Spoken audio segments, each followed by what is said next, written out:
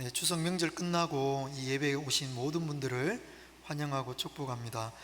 부부간 있었던 여러 일화 중에 재밌는 일화들이 참 많습니다. 그 중에서 제 기억에 남는 일화는 아내가 잠을 자다가 갑자기 목이 말라서 찬물이 먹고 싶은 거예요.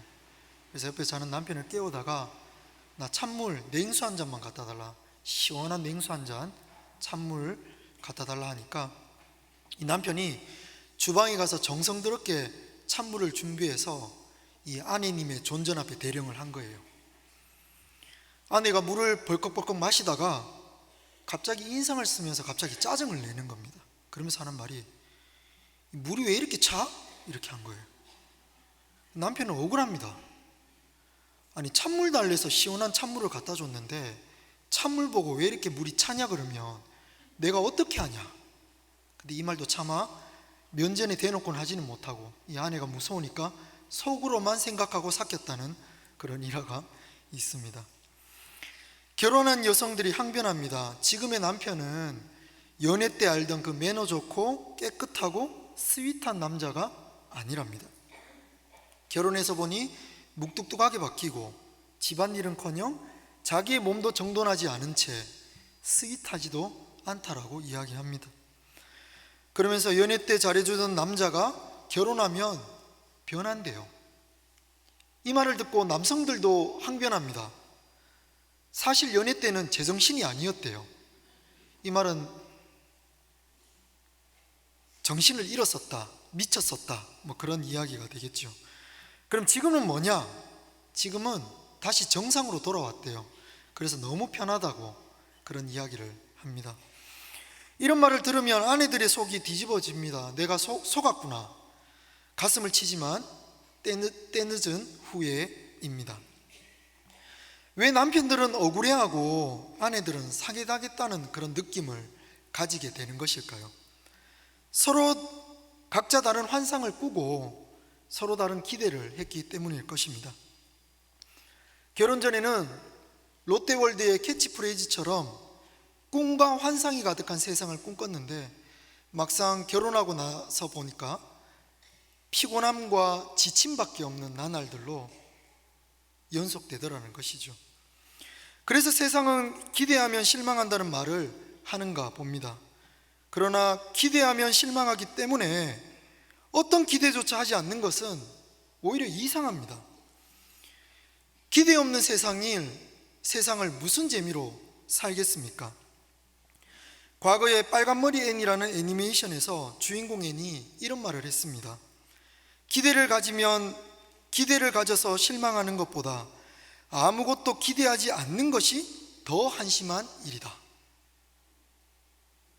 우리 인간은 항상 기대하고 실망하면서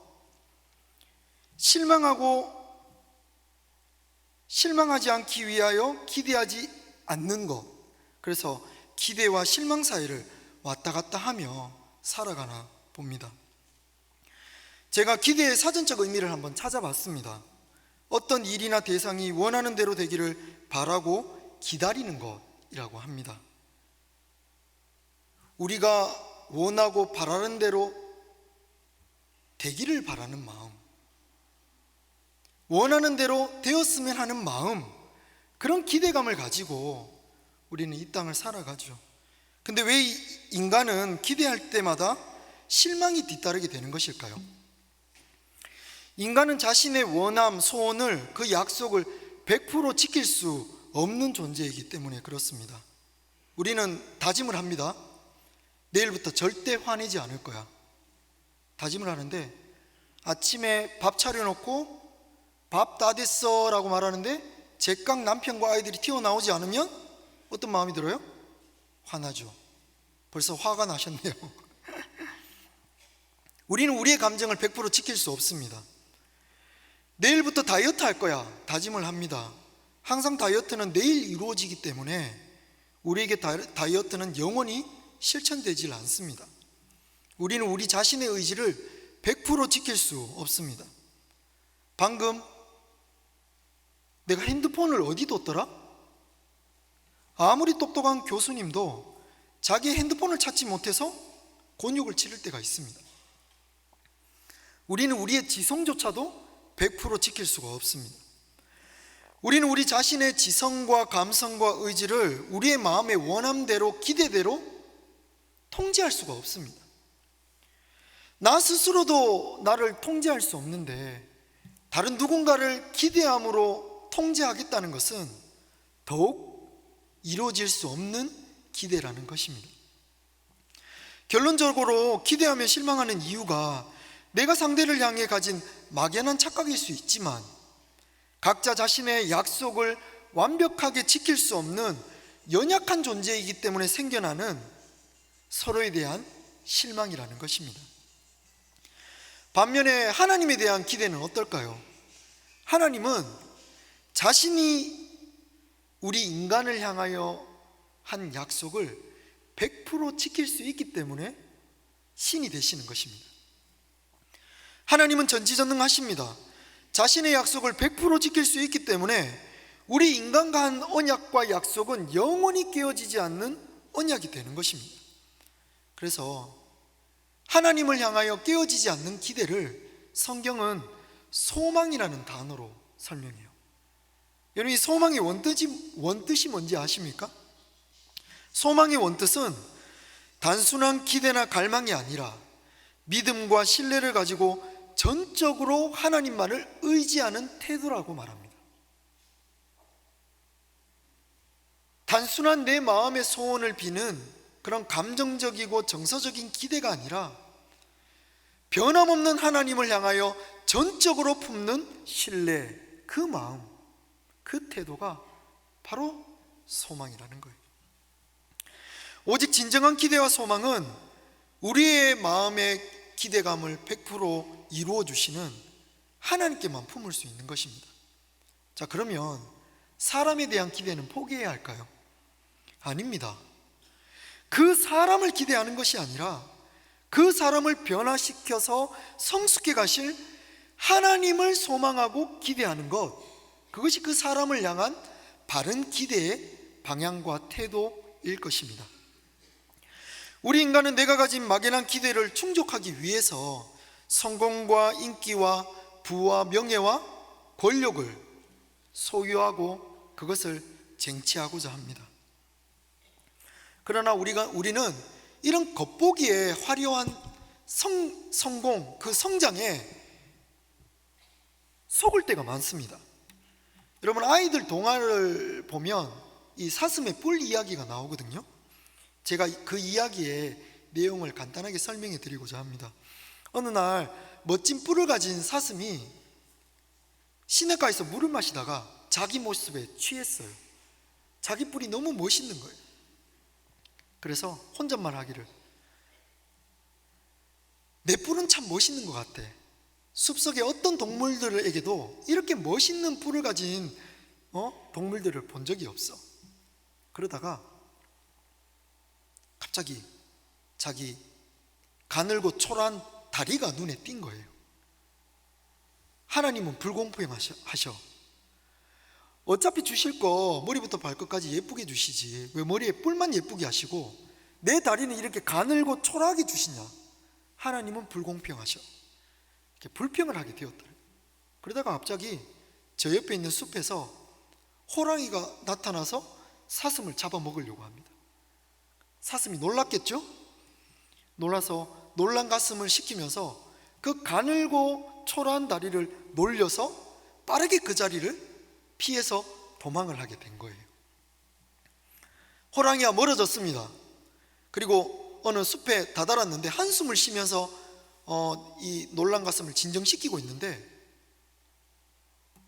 내 이 화려한 뿔이 옆에 있는 나뭇가지에 걸려버린 거예요. 아무리 벗어나려고 해도 벗어날 수가 없습니다. 그때 호랑이가 등장을 해서 사슴을 잡아먹었다는 이야기를 여러분 혹시 들어보셨습니까? 그때 이 사슴은 죽어가면서 이렇게 스스로 혼잣말을 했대요. 내가 화려하고 멋있다고 생각했던 이 뿔은 가지에 걸려 나를 죽게 만드는데 초라하고 볼품없는 이 다리는 나를 살리는 것이었구나. 그것을 깨달으면서 죽어갔다는 거예요. 마치 이게 우리의 인생이 아닐까 싶습니다. 우리 겉모습의 아름다움을 소유하기 위하여 끊임없이 삶을 노력하면서 쟁취하죠. 그것을 자랑합니다. 근데 결국 우리는 어디를 향하여 나아갑니까? 하나님께서 주신 초라한 것들, 그것에 감사함을 깨달으면서 죽음을 맞이하고, 죽을 때는 결국 아무것도 가지지 않고 하나님의 품에 안기는 그런 우리 인생의 여정이 아닐까 싶습니다. 우리는 성공, 영광, 빛남, 아름다움을 흠모하지만 이것이 우리를 걸려 넘어뜨리게 할 때가 얼마나 많습니까? 반대로 우리의 연약함, 아픔, 좌절, 고통이 하나님을 바라보도록 만드는 은혜의 통로가 되기도 한다는 것을 우리는 기억해야 할 것입니다. 젊었을 때 품었던 헛된 환상과 기대는 나이가 들면서 기대와 환상은 점점 사라지고 사물을 정확히 바라보는 지혜가 생깁니다. 그래서 젊은 사람들이 헛되이 품는 기대들이 나이든 할머니에게는 별로 없는 것을 보게 돼요. 할머니들의 지혜는 어떻습니까? 할머니들이 남성을 볼 때 그놈이 뭐라 그래요? 그놈이다, 이렇게 말하죠. 이렇게 말씀하시는 지혜를 흘려들어서는 안 될 것입니다. 젊은 사람들은 사랑의 시작을 연애 막 시작할 때 가슴이 막 뜨거워지고 간밤에 잠을 이루지 못하고 밥을 먹을 때도 그 남자, 좋아하는 남자 얼굴만 봐도 배부르다 막 그렇게 이야기를 하더라고.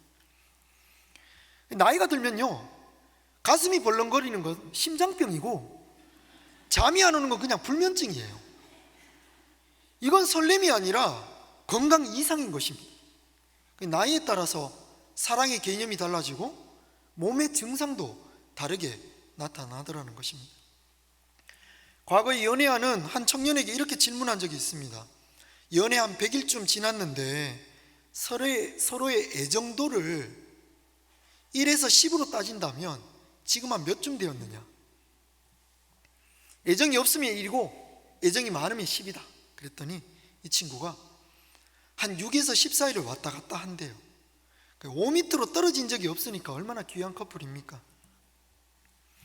근데 상대를 나의 기대로 바라보지 않고 진정한 사랑의 관계로 성장하기 위해서는 계속 6 이상을 유지해야 할까요? 아닙니다. 그 사람을 온전히 사랑하려면요, 그 사람을 향한 애정 1을 견뎌야 하는 것입니다. 그 사람의 온전함을 알려면 그 사람을 향한 1을 이해하고 그 사람의 바닥을 볼 수 있는 용기와 깊이가 있어야 한다는 뜻입니다. 왜냐하면 그 사람이라는 온전함은 늘 뜨거움에만 있는 게 아니거든요. 차가울 때도 있습니다. 성공할 때도 있고 실패할 때도 있습니다. 계절이 봄, 여름, 가을, 겨울 있듯이 그 사람의 봄, 여름, 가을, 겨울도 있는 것이거든요. 그 사람의 성공만을 사랑한다면 그 사람을 온전히 사랑하는 것이 아닐 것입니다. 그런 의미로 오늘의 본문을 바라보길 원합니다. 로마서 5장 8절을 다 같이 한번 읽도록 하겠습니다. 우리가 아직 죄인 되었을 때 그리스도께서 우리를 위하여 죽으심으로 하나님께서 우리에 대한 자기의 사랑을 확증하셨느니라. 하나님의 사랑은 우리 인간의 지식으로는 가늠할 수 없지만 이 본문을 통해서 힌트를 얻을 수 있습니다. 하나님은 우리가 가장 강하고 힘있고 잘 나가고 성공할 때 사랑한 것이 아닙니다. 오히려 우리가 가장 연약하고 죄인되고 가장 악할 때 하나님의 사랑의 최절정을 이루셨다는 거예요. 하나님의 사랑이 우리의 연약함을, 우리의 죄를 이기셨습니다. 연약함을 알고도 사랑하셨기에 우리의 연약함을 하나님의 사랑으로 이기셨습니다. 인간은 잘 나갈 때, 성공할 때, 좋은 직장을 가질 때, 집안이 좋을 때 관심이 생기고 사랑이 생기지만, 그리고 반대로 하느님마다 안 되고 속을 썩이고 성격이 모나고 문제가 생기고 연약할 때 우리의 사랑은 시험대에 오르고 마음이 식어갑니다. 그런데 하나님은 어떠세요? 우리가 가장 연약할 때 그분의 사랑에 최절정을 이루셨다는 것입니다. 이 땅에 많은 사랑의 종류들이 있습니다. 친구 간의 사랑, 연인 간의 사랑, 사제 간의 사랑, 부모의 사랑, 많은 사랑들 중에 왜 부모님의 사랑이 하나님의 사랑에 가장 잘 맞는 것으로 묘사될까요? 부모의 사랑은 자녀를 가장 연약한 순간에 품은 사랑이기 때문에 그렇습니다. 부모는 잘난 자녀, 똑똑한 자녀, 멋진 자녀를 선택해서 낳은 것이 아닙니다. 주어지는 대로 품고 10달을 인내해서 드디어 출생했는데 그 아이의 인생에 가장 약하고 약한 존재로 우리의 가슴과 우리의 두 손에 품어지더라는 거예요. 그런데 그 약하디 약한 존재를 통해서 부모는 가장 신비로운 사랑에 빠져듭니다. 사랑의 새로운 면을 깨닫게 되는 것입니다.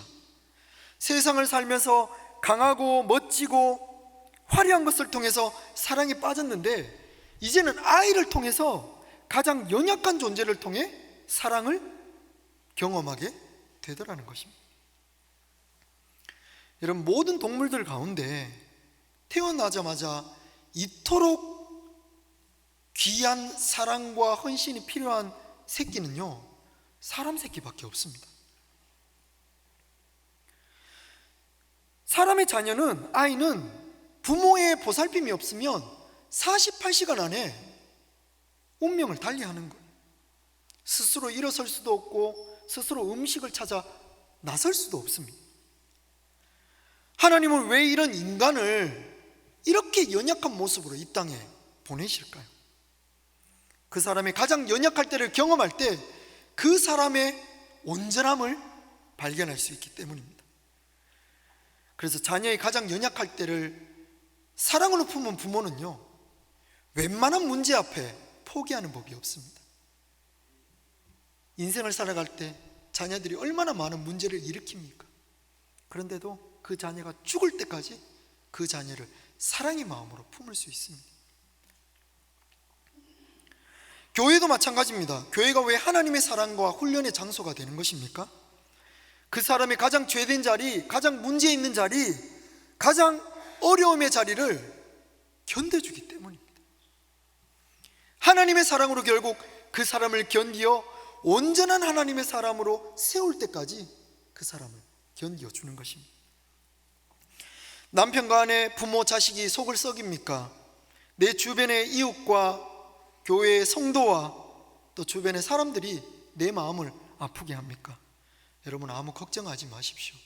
그 연약함의 자리 속에서 우리는 예수 그리스도의 사랑을 발견할 수 있습니다. 하나님은 인간의 연약함 속에 역사하십니다. 하나님은 인간의 모든 연약함을 알고 계십니다.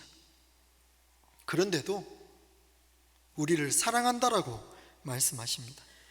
이러니 하나님의 사랑이 인간의 문제 앞에, 인간의 죄악 앞에, 역사에 누적된 인류의 셀 수 없는 참상 앞에 무너질 이유가 없습니다.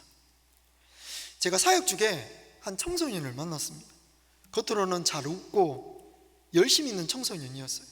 근데 어디 야외 예배를 가거나 수련회를 가기만 하면 아파서 들어 누워요.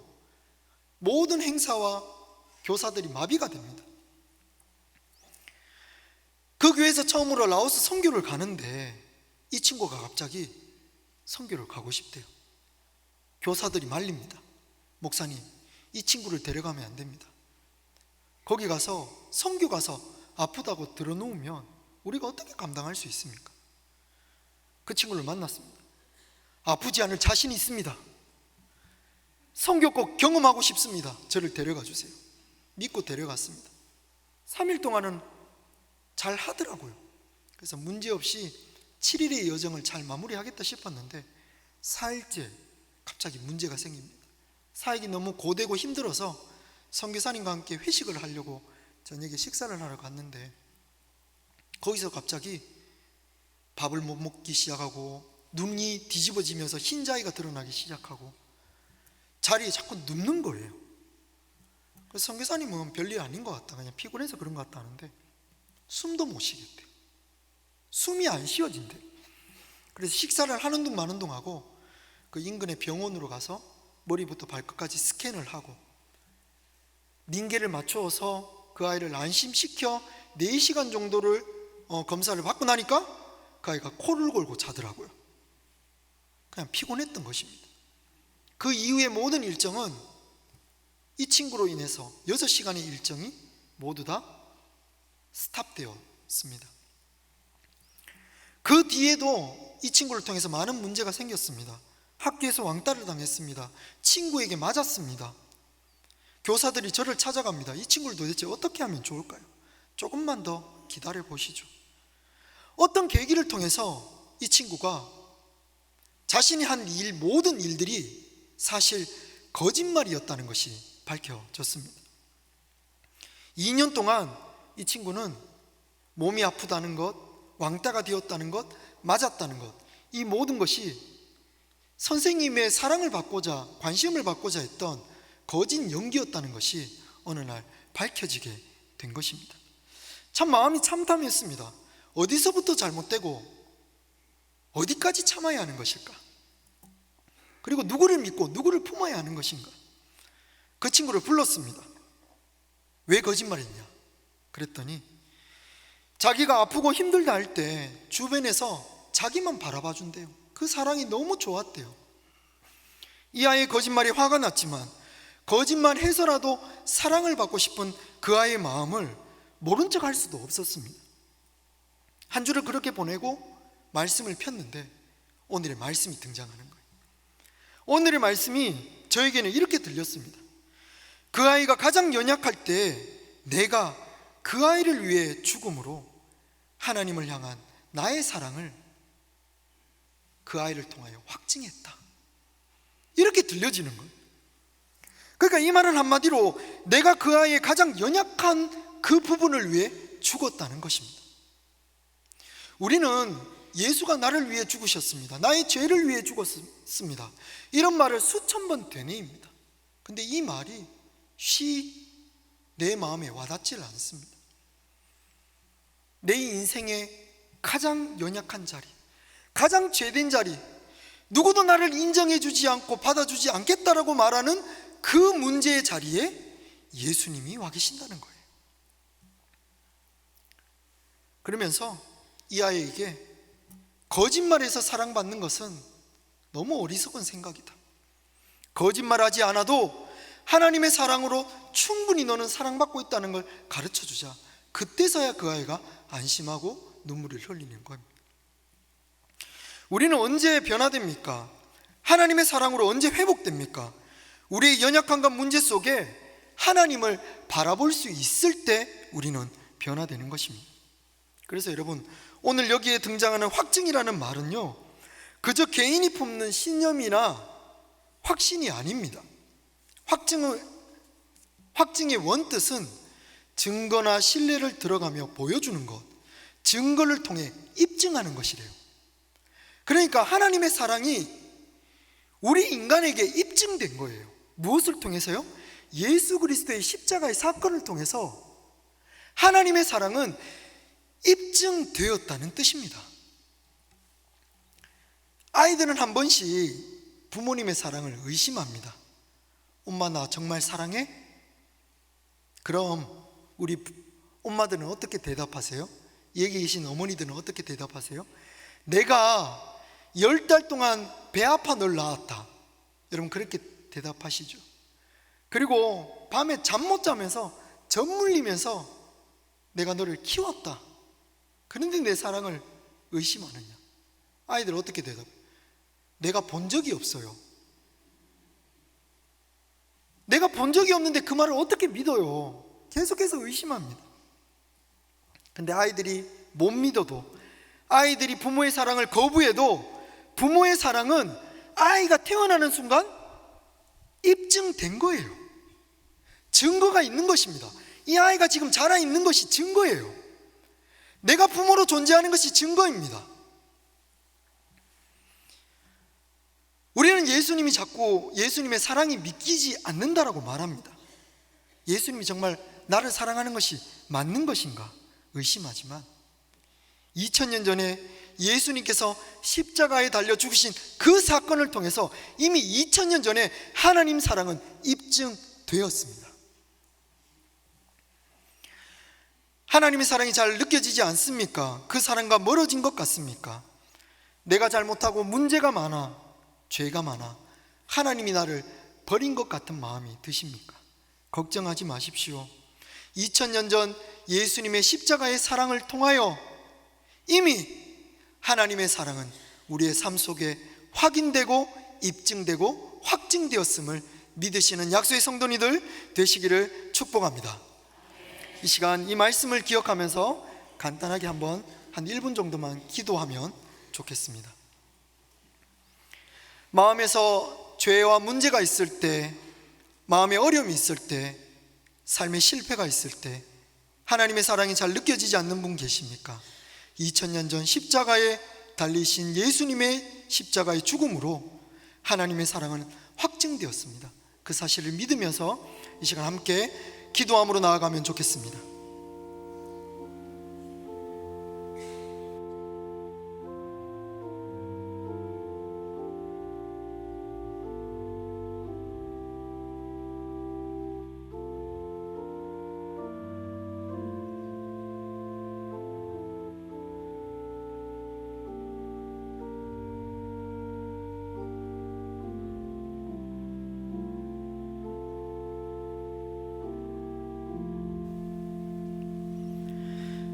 사랑의 주님, 감사합니다. 우리의 연약함, 부족함, 깨어짐을 나무라지 않으시고 하나님의 사랑으로 품어 안아주시니 감사합니다. 문제와 실패가 있을 때마다 그것을 감추지 않고 예수님의 십자가 아래 모든 문제와 무거운 짐을 내려놓게 하옵소서. 우리를 안으시고 받으시는 예수 그리스도의 이름으로 기도드립니다. 아멘.